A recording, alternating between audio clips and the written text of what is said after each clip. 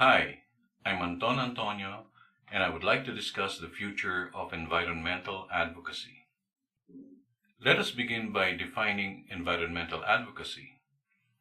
Environmental advocacy is a socio-political process by an individual or group with the aim of influencing public policies on environmental matters, issues, and concerns.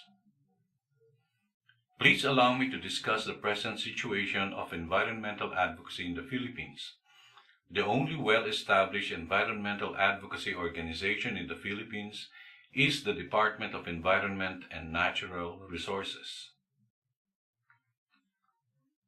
On the side of the private sector, the more organized non-governmental organization involved in environmental advocacy are those connected with international organizations such as Greenpeace, WWF, Haribon, and others. Other local groups are few, fragmented, and ad hoc by nature. Most come up with activities such as tree planting and streets and waterways cleanup. These are normally one-day events. After the activities are done and tarpaulins are unfurled for the photo opportunities, the participants return to their merry ways.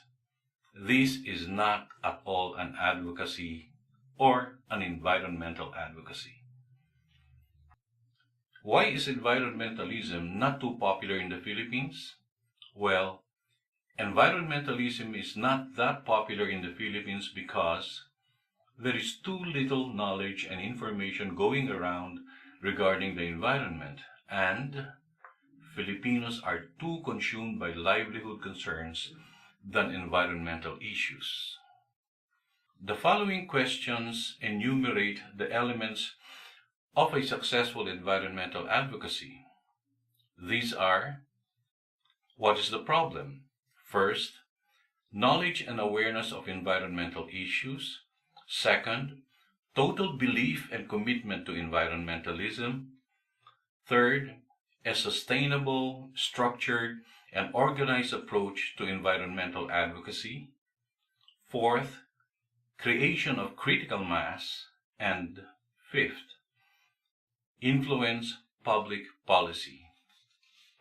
Perhaps the question that will come to your mind is, how do we design an environmental advocacy campaign? To this question, allow me to give you more questions to guide you in designing an environmental advocacy campaign. These are: what is the problem? Environmental advocacy problems are caused by the lack of knowledge and awareness among the general public, funding, and sustainability. Who are the target audience?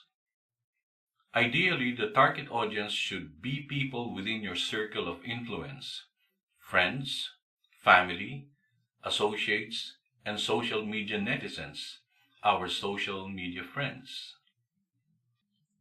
What are the objectives? Our progressive objective should be: first, increase the level of knowledge and awareness on environmental issues. Second, encourage total belief and commitment to environmentalism. Third, promote a sustainable, structured, and organized approach to environmental advocacy. Fourth, create critical mass. And fifth, influence public policy. What is the specific strategy?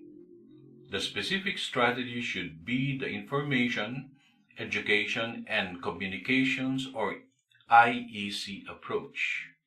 What is the message? The message should be along the lines of sustainable environmental management, which means the protection, preservation, and development of natural resources for the future generations. Where will the funding come from?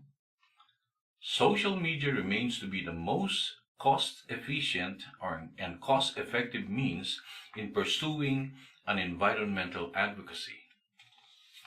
My environmental advocacy uses the education, information, and communication approach using social media platforms and environmental lobbying. With the many social media platforms, my favorites are Facebook, where I have a personal account and manage a community page known as Pro-Earth Crusaders. I also went into blogging to widen the reach and coverage of my environmental advocacy. My blogs are presently being read by 16,000 people in 47 countries, and I have written and published over 260 blog articles, and the most read environmental related articles are Achievements of the Earth Summit, Climate Change, Human Ecology, Typhoon Yolanda, Masdan ang Bukas Ko, Causes of Deforestation, Benefits we derive from the forest. At this point, I would like to highlight that the essential components of an environmental advocacy are knowledge of environmental issues and concerns, a firm belief in the righteousness of what we are doing, and total commitment to the cause of environmentalism. The factors that will influence involvement and critical mass are the game-changer events that have made people feel the effects of environmental abuse, such as climate change and global warming, Typhoon Yolanda and Ruby, the sudden snow in Vietnam, the floods in Saudi Arabia, the dwindling forest cover, the poor air quality, and the frequent fish kills and red tide, and many more game-changer events. On the future of environmental advocacy in the Philippines and in the world in general, I should say that environmental awareness has increased in the last 2 decades because people have begun to feel the effects of climate change and environmental abuse.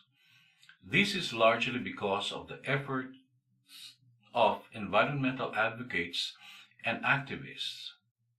Their number continued to grow through the years.